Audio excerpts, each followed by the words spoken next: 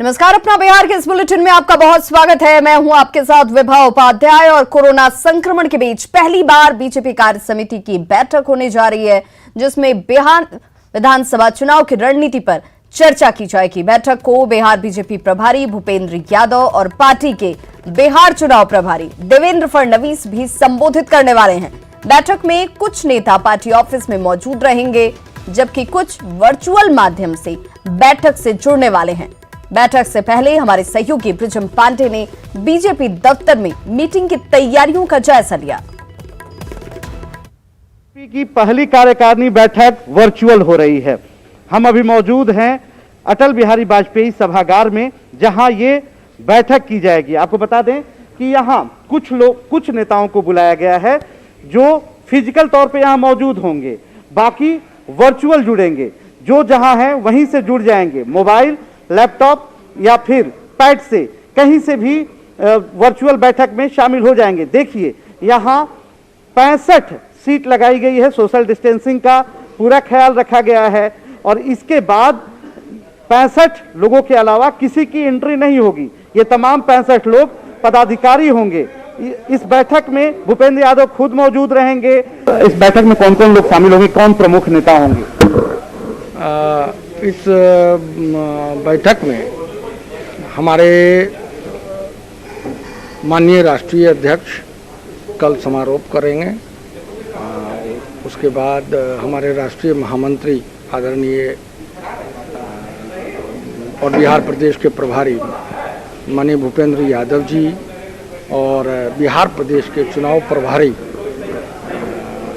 महाराष्ट्र के पूर्व मुख्यमंत्री माननीय देवेंद्र फडणवीस जी भी शामिल होने वाले हैं। और इस बीच बड़ी खबर, चुनाव के लिए बढ़ सकती है खर्च की सीमा। चुनाव आयोग इस खर्च की सीमा को बढ़ा सकता है, क्योंकि कुछ पार्टियों ने खर्च की सीमा को बढ़ाने की मांग की थी। ये इस वक्त बड़ी खबर सामने आती हुई, जिसमें चुनाव आयोग ने आंतरिक कमेटी बनाई है और चुनाव के लिए पार्टियों के खर्च की सीमा बढ़ सकती है। ये इस वक्त बड़ी खबर, चुनाव आयोग इस सीमा को बढ़ा सकता है खर्च की, और कुछ पार्टियों ने खर्च सीमा बढ़ाने की मांग की थी, जिसके मद्देनजर इस तरह का फैसला लिया जा सकता है। चुनाव आयोग ने इसे लेकर एक आंतरिक कमेटी बनाई है और बिहार में उम्मीदवार के लिए खर्च की सीमा 28 लाख तय की गई है।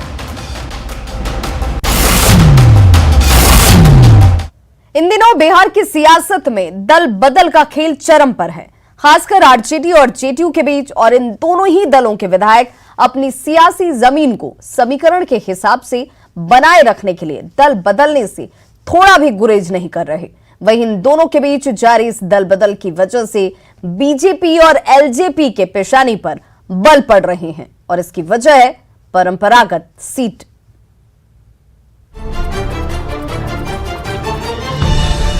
जी हाँ, बिल्कुल परसा से ही लड़ेंगे हम लोग। और जहाँ तक चुनावी तैयारी की बात है, ये मेरे लिए कोई नया सीट नहीं है। निश्चित तौर पर कुछ ना कुछ तैयारी करनी पड़ती है, तो तैयारी सब चल रहा है, हमारे वर्कर लगे हुए हैं। 24 घंटे भी नहीं बीते, चंद्रिका राय को आरजेडी छोड़ जेडीयू का दामन थामे और सीट को लेकर दमखम से दावा ठोक दिया। चंद्रिका राय ऐसे दावा करने वाले अकेले नहीं हैं। चंद्रिका राय के साथ ही आरजेडी से नाता तोड़ जेडीयू में आए जयवर्धन यादव भी कहते हैं कि परंपरागत सीट सबको प्यारी होती है। हालांकि जयवर्धन यादव जरूर कहते हैं कि पार्टी का फैसला उन्हें मान्य होगा। देखिए, मैंने पार्टी के सामने ये प्रस्ताव दे करके जदयू नहीं ज्वाइन किया था कि मैं पालीगंज से ही लड़ना चाहता हूँ। हाँ, मैं वहाँ से सिटिंग विधायक हूँ, लेकिन दल का जो निर्णय होगा वही मुझे मान्य होगा। दरअसल आरजेडी से कई ऐसे विधायक जेडीयू में शामिल हुए हैं जो पिछले चुनाव में मौजूदा एनडीए के घटक दल बीजेपी और एलजेपी के प्रत्याशी को हराकर जीते थे। मसलन परसा सीट से विधायक चंद्रिका राय ने एलजेपी के छोटे लाल राय को हराया था। पातेपुर के विधायक प्रेमा चौधरी ने एलजेपी के प्रत्याशी को हराया था। गायघाट के विधायक महेश्वर यादव ने बीजेपी के विनाश सिंह को हराया था। सासाराम से विधायक अशोक कुशवाहा ने बीजेपी के जवाहर कुशवाहा को हराया था। पालीगंज के विधायक जयवर्धन यादव ने बीजेपी के राम जन्म शर्मा को हराया था। दरभंगा के विधायक फराज फातमी ने बीजेपी के अशोक यादव को हराया था। ऐसे में आरजेडी से आए विधायकों के सिटिंग सीट से ही चुनाव लड़ने के दावे ने बीजेपी नेताओं की पेशानी पर बल ला दिया है। इसलिए बीजेपी नेता सीटों के बंटवारे के वक्त सीटों के बलिदान की सलाह दे रहे हैं। आना जाना राजनीति में ये तो काम लगा रहता है, लेकिन उन परंपरागत सीटों पर भारतीय जनता पार्टी और जेडीयू दोनों निश्चित रूप से बात करेंगे। कोई रास्ते निकलेंगे तभी कोई अलायंस चलता है, ऐसे थोड़े अलायंस चलता है। वहीं एलजेपी नेता भी दबी जुबान में सीटों से आसानी से समझौता करने के मूड में नजर नहीं आ रहे हैं। जाहिर है परंपरागत सीट को लेकर आने वाले दिनों में एनडीए में तल्खी देखने को मिल सकती है। अमित कुमार, न्यूज़ 18, पटना। तो बिहार विधानसभा चुनाव के तारीख के करीब आने के साथ ही कांग्रेस के कई बड़े नेता अपने बेटों को चुनाव लड़ाने की तैयारी में जुट गए हैं। सूत्रों के मुताबिक पार्टी के कई दिग्गज नेता अपनी जगह बेटे को टिकट दिलाना चाह रहे हैं। सूत्रों की माने तो आने वाले बिहार विधानसभा चुनाव में कांग्रेस पार्टी के कई बड़े नेता अपने बेटों को सियासत में लॉन्च करने की तैयारी कर रहे हैं। इनमें सदानंद सिंह, प्रदेश अध्यक्ष मदन मोहन झा, अखिलेश सिंह और अशोक राम सहित कई नेताओं के नाम हैं। दबी जुबान में कांग्रेस पार्टी इसे गलत भी नहीं मानती है। आरजेडी को भी वंशवाद से कोई गुरेज नहीं है, बशर्ते कि राजनीति में आने वाला व्यक्ति काबिल हो। कांग्रेस पार्टी में कोई नौजवान अगर चुनाव लड़ना चाहते हैं तो इसमें कोई एतराज नहीं है, लेकिन ये निर्णय कौन चुनाव लड़ेगा, किस सीट से लड़ेगा, उम्मीदवार कैसा होगा, ये हमारे राष्ट्रीय नेतृत्व को तय करना है। राजनीति में सेवा भाव से अगर कोई भी आता है, चाहे उनके पिताजी राजनीति में क्यों ना हो, उनको आना चाहिए। अच्छे लोगों को राजनीति में जरूर आना चाहिए, देश सेवा, समाज सेवा के लिए। बिहार विधानसभा चुनाव में कांग्रेस पार्टी के बड़े नेताओं द्वारा अपने बेटों को टिकट दिलाने के मुद्दे पर जेडीयू ने निशाना साधा है। पार्टी प्रवक्ता राजीव रंजन का कहना है कि वंशवाद को बढ़ाने में कांग्रेस का इतिहास रहा है। धीरे धीरे ये बीमारी फिर समाजवादी पार्टियों में भी फैल गई। हालांकि सियासत के जानकार कहते हैं कि वंशवाद से अब कोई भी पार्टी अछूती नहीं है। कांग्रेस से अलग तरीके के व्यवहार की उम्मीद हम नहीं कर सकते हैं। अगर उनके नेता अपने पुत्रों के लिए सीट मांग रहे हैं तो इसमें अप्रत्याशित कुछ भी नहीं है, क्योंकि कांग्रेस का चाल चरित्र, चेहरा और उनकी संस्कृति दरअसल यही है। यह परिवारवाद कहने कहाने की चीज हो गई है। सिर्फ खाना पूर्ति है कहने के लिए, लोगों को समझाने के लिए, वोटरों को समझाने के लिए, लेकिन अंततः आप देखेंगे कि सारे दल में जो है सो यही स्थिति है जिस तरह की कांग्रेस में भी देखने को मिल रहा है। भारतीय राजनीति में परिवारवाद कोई नई बात नहीं है। कई ऐसे परिवार हैं जिनकी पीढ़ी दर पीढ़ी सियासत में है। वंशवाद को बढ़ावा देने का सबसे ज्यादा आरोप कांग्रेस पार्टी पर लगता रहा है, लेकिन आज की तारीख में सियासत की ये बीमारी सभी राष्ट्रीय और क्षेत्रीय पार्टियों में फैल चुकी है। देखने वाली बात होगी कि कांग्रेस आलाकमान इन नेताओं की इच्छा को पूरी करती है या नहीं। न्यूज़ 18 के लिए पटना से संजय कुमार की रिपोर्ट। चुनावी साल में मुख्यमंत्री नीतीश कुमार ने एक बार फिर से करोड़ों की योजनाओं का शिलान्यास और उद्घाटन किया। सीएम ने 4,885 करोड़ की योजनाओं का शिलान्यास और उद्घाटन किया और आज जोर बिजली की योजनाओं पर रहा। सीएम ने इशारों में आरजेडी पर निशाना साधते हुए कहा कि अब लालटेन की जरूरत नहीं रह गई।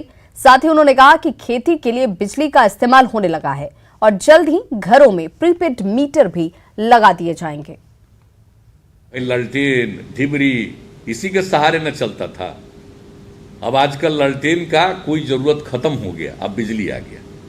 और आप देख लीजिए कि एक रोज तो सब लोग थे, हमारे डिप्टी सीएम भी थे। एक बार वहां से गया से हम लोग चले हैं शाम में, गया से शाम में चले और पटना आ रहे थे हेलीकॉप्टर से। और क्या दृश्य था साहब। अब तो चूंकि जो हेलीकॉप्टर है अभी राज्य सरकार के पास, वो शाम के बाद भी चलता है, यानी उन जगहों से जहां पर रात में भी रोशनी है और पटना एयरपोर्ट पर भी अब है। कहने के लिए तो बयानबाजी के लिए लोग कुछ भी देते हैं और लोगों को पब्लिसिटी भी मिलती रहती है, लेकिन ये क्या पब्लिसिटी है। जरा हम पब्लिसिटी देने वाले लोगों को भी कहेंगे कि जरा दिल से पूछिए,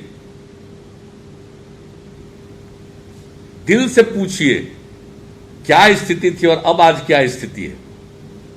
बिहार के नए उद्योग मंत्री के तौर पर महेश्वर हजारी ने कमान संभाल ली है और ये माना जा रहा है कि पूर्व उद्योग मंत्री श्याम रजक के कोटे के तौर पर, के इस काट के तौर पर इसे महेश्वर हजारी को मंत्री पद दिया गया है और इसे दलित वोट को लेकर राजद की तरफ से लगाए जा रहे आरोपों को शांत करने की कवायद भी माना जा रहा है।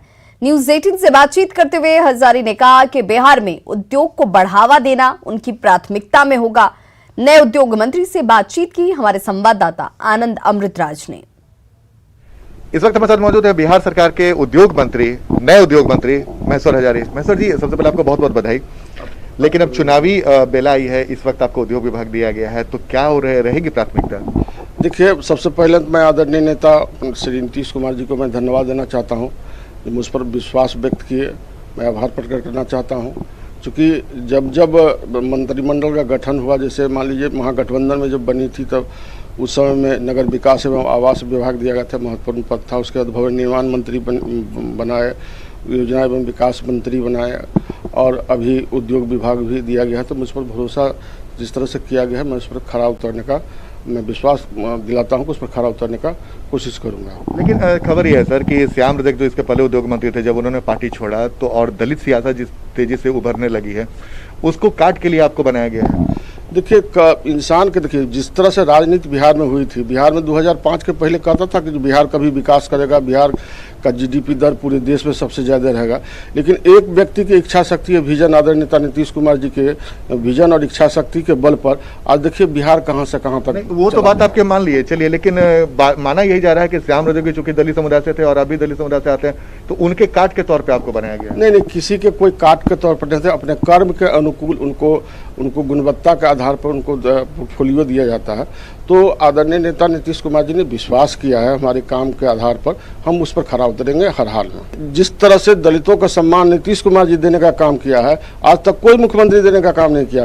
कोई दलित समाज में पैदा लेने से दलित का नेता नहीं हो जाता है। जो दलित के लिए काम करता है वही दलित के नेता होता है।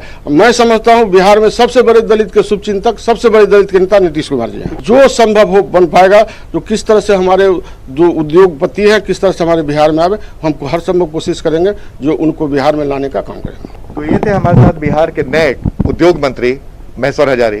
कैमरामैन अभिषेक के साथ आनंद अमृतराज, न्यूज 18 नेटवर्क, पटना। खबर सिवान से, जहां पर स्वास्थ्य मंत्री मंगल पांडे के कार्यक्रम में सोशल डिस्टेंसिंग की धज्जियां उड़ाई गई। कार्यक्रम में सैकड़ों लोग एक जगह पर जमा हुए। तस्वीरें आपके सामने हैं और महामारी के खतरे से बेखबर ये सभी लोग यहां आपको नजर आ रहे होंगे। मंगल पांडे मैरवा प्रखंड के बड़गांव में बनने वाले मेडिकल कॉलेज की जमीन का निरीक्षण करने के लिए पहुंचे हुए थे और इस दौरान सदर विधायक व्यासदेव प्रसाद और जीरादेई के विधायक भी मौजूद रहे। इनके अलावा बड़ी संख्या में बीजेपी कार्यकर्ता और आम लोग की मौजूदगी आपको इन तस्वीरों में नजर आ रही होगी। वहीं महामारी के खतरे से बेफिक्र रहे इन सभी लोगों के यहां पर इस तादाद में मौजूदगी से एक बार फिर से सवाल यही कि क्या कोरोना से लोगों को डर नहीं है। हमको अंदर से जो फाइल करते हैं ना, तो ज्यादा बाहरी के लिए है, ये दूसरे तरफ से इधर से दिखेगा। ये पीछे मॉनसून के दौरान नदियां उफान पर हैं और ज्यादातर नदियों का जलस्तर खतरे के निशान को छू रहा है। लेकिन राजधानी पटना से सटे दानापुर की तस्वीरें देखकर आप हैरत में पड़ जाएंगे।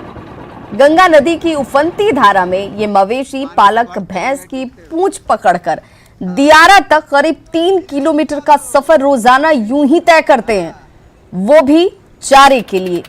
गरीबी है, बेबसी है और मजबूरी भी, तभी तो ये ग्रामीण इसी तरह जान हथेली पर रखकर गंगा की धारा में जाने को विवश होते हैं। निचले इलाके में पानी भर जाने की वजह से घास पूरी तरह से पानी में डूब चुके हैं। मवेशियों के लिए चारा जरूरी है। अब बड़ा इलाका जलमग्न हो चुका है बाढ़ की वजह से, लेकिन अपनी जान के साथ ही मवेशियों के लिए चारे का जुगाड़ करना बेहद चुनौती भरा है काम है।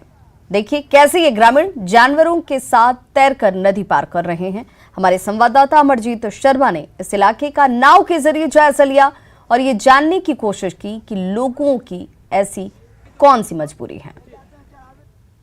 इसलिए जाता है, पानी में भरते गंगा जी में लेके चला देंगे पशु के लिए। कैसे जाते हैं? हेल के भैंस के पीठ पर पोंछ ढाकर। कितना दूर जाना पड़ता है? 1-1.5 कोस। तो डर भी होता होगा ना? अब डर होए चाहे पेट के लिए जाना है, कोच पकड़ लेते हैं और भैंस चल दिया उसके पीठ पर हम लोग जाते हैं। तो देखिए तस्वीरें आपके सामने हैं। और मौत से लड़कर जानवरों को चारा खिलाने दियरा के इलाके में ले जाते हैं और इसके लिए उन्हें लगभग 45 मिनट अपने मवेशी का पूंछ पकड़कर गंगा पार करना पड़ता है, जो काफी खतरनाक होता है।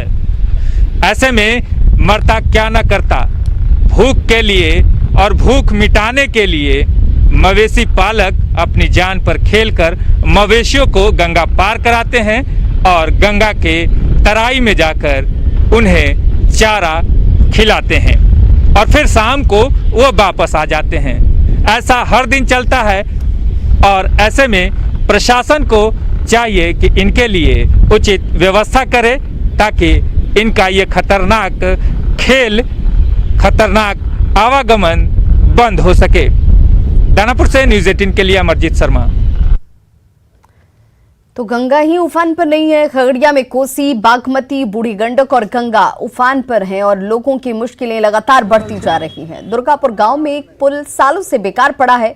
पुल का अप्रोच रोड अब नहीं बनाया गया, जिससे लोग जान जोखिम में डालकर नाव पर सफर करने को मजबूर हैं।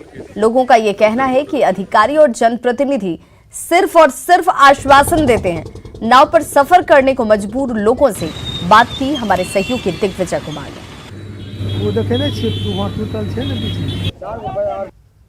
इस समय खड़े हैं हम खगड़िया के दुर्गापुर गांव में, जहां पर हम आपको ये दिखाना चाह रहे हैं कि यहां से जो कम से कम 3 से 4 पंचायत के लोग हैं, वो उनका आवागमन का साधन सिर्फ नाव ही बना हुआ है और नाव के सहारे ही ये लोग आवागमन करते हैं। सबसे बड़ी बात है कि इस गांव में एक पुल बना हुआ है, यहाँ पे वो पुल अधूरा पड़ा हुआ है, जिसके कारण इन लोगों को नाव के सहारे जाना पड़ता है। इन लोगों का साफ तौर पे कहना था, जो ग्रामीण है यहाँ पे, यदि नाव जो पुल है ये अप्रोच पथ के कारण ये पुल कंप्लीट नहीं हुआ। यदि अप्रोच पथ बन जाता तो 5 पंचायत से अधिक के जो लोग हैं उनको आवागमन में काफ़ी सुविधा मिलता और नाव से भी छुटकारा मिलता। ग्रामीणों के द्वारा लगातार आंदोलन भी किया गया है, लेकिन जो जनप्रतिनिधि हैं यहाँ पे उन तक और सरकार तक बात नहीं पहुँच पाती है, जिसके कारण ये अधूरा पुल अभी भी पड़ा हुआ है और लोगों को नाव ही एक आवागमन का मुख्य साधन बना हुआ है। हम लोग ऐसे आते जाते हैं और मिलने के बाद है हम लोग का रास्ता हो जाएगा, सड़क हो जाएगा, पुल हो जाएगा, जाने न रात बिरात का व्यवस्था सही होगा।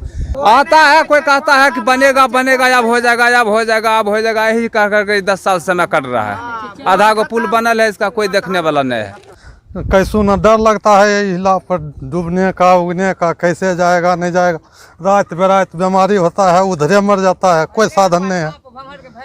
यहाँ सर जंगली टोल, बरखंडी टोल, मथार, मुहजोरबा, जोल्हा टोली, सोसाइटी टोल, कारू टोल, ये सब लोग जो है सर ऐसी है फ्री, एकरा लिए कोई साधन नहीं है।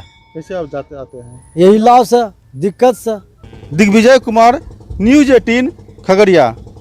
और बड़ी खबर इस वक्त समस्तीपुर से आ रही है, जहां पर नाव हादसा पेश आया है। बिथान में करे नदी में ये नाव पलटी है। समस्तीपुर से बड़ी खबर, जहां बिथान में करे नदी में नाव पलट गई है। नदी में ये नाव पलटने से बताया जा रहा है कि 20 से 25 की संख्या में लोग इस वक्त सवार थे जब ये नाव हादसा हुआ है। 3 लोगों के लापता होने की खबर आ रही है। फुलिया घाट से बिथान जा रही थी ये नाव, जहां पर यह हादसा हुआ है और 3 लोगों के लापता होने की खबर। सहयोगी मुकेश हमारे साथ इस वक्त ज्यादा जानकारी के साथ जुड़ गए। मुकेश, क्या जानकारी मिल रही है 3 लोगों के लापता होने को लेकर के? जी विभाग, नाव हादसे के बाद मौके पर एसडीआरएफ की टीम पहुंची और प्रशासन की भी टीम पहुंची है, लेकिन सबसे बड़ी बात है वहां पर लोगों के द्वारा हंगामा भी किया गया है। वहां पर मेडिकल टीम की पहुंचने में देरी हुई, जिसको लेकर के लोगों ने हंगामा किया है। हालांकि जिस जगह पे ये हादसा हुआ है वहां पर बड़े नाव के सहारे पहुंचा जा सकता है, जो नाव की व्यवस्था हुई है। उसके बाद एसडीआरएफ की टीम वहां पर के लिए रवाना हुई है और राहत बचाव कार्य शुरू कर दिया गया है। और जो प्रशासनिक स्थानीय प्रशासन के लोग हैं वो मौके पर पहुंच गए हैं और ये 3 जो लापता होने की बात, लोगों के लापता होने की बात सामने आई है, उनकी खोजबीन शुरू हो गई है। और जो बाकी लोग थे उन्हें ग्रामीणों ने खुद रेस्क्यू करके वहाँ उनको निकाला और जिसके बाद उन्हें बचाया जा सका। बहुत बहुत शुक्रिया मुकेश इस तमाम जानकारी के लिए। बाढ़ की चपेट में आया दरभंगा के कुशेश्वर स्थान में नाव ही लोगों का सहारा बचा है। सड़कें बाढ़ के पानी में डूब चुकी हैं और लोग गांव के स्कूल में शरण लेने को मजबूर हैं। थाने में भी पानी ही पानी है और कर्मचारी किसी तरह यहां काम कर रहे हैं। लोगों का कहना है कि करीब 1 महीने से इलाके में पानी जमा है, लेकिन प्रशासन की तरफ से इन्हें ज्यादा कोई मदद नहीं मिल रही। लोगों ने मवेशियों को भी स्कूल में ही बांध रखा है। 20 से 25 दिन हो गया है पानी में ही हम लोग डूबते हुए हैं। थाना कब से डूबा हुआ है? 25 दिन के लग। तो अभी क्या मतलब कैसे काम काज आप लोग कर पा रहे हैं? पानी में डूबे हुए हैं और यही थोड़ा सा जगह बचा हुआ है, इसी पर थाना सदस्यता के कार्य प्रभावित हो रही काम? प्रभावित तो नहीं हो रही, कार्य तो करने में कठिनाइयाँ हो रही। राजधानी पटना के गौरीचक इलाके में 45 साल की महिला से गैंगरेप की घटना के बाद पुलिस एक्शन में आई है। वीडियो फुटेज के आधार पर पुलिस ने 6 आरोपियों को गिरफ्तार कर लिया है। महिला ने सभी आरोपियों की पहचान करने का दावा भी किया है। राज्य महिला आयोग ने भी इस मामले पर संज्ञान लिया है। वारदात वाली जगह पर न्यूज 18 की टीम भी पहुंची।